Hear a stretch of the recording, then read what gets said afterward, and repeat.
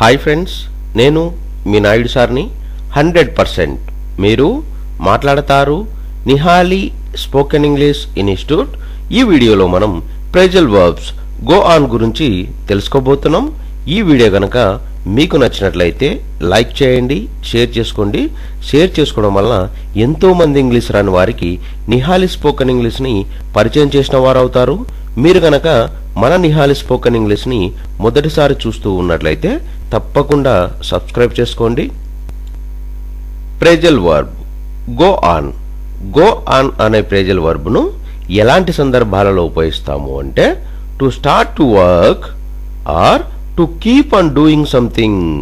అంటే చేయడం మొదలుపెట్టు లేదా చేస్తూ ఉన్నది కొనసాగించు అని చెప్పే సందర్భాలలో మనం గో ఆన్ అనే ఫ్రేజల్ వర్బ్ను ఉపయోగిస్తాము.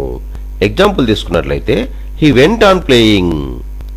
అతను ఆడుతూనే ఉన్నాడు. Phrasal verb go on.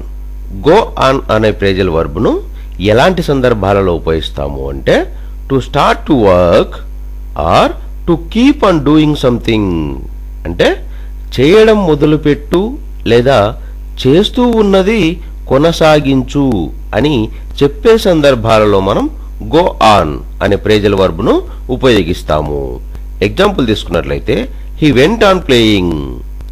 అతను ఆడుతూనే ఉన్నాడు.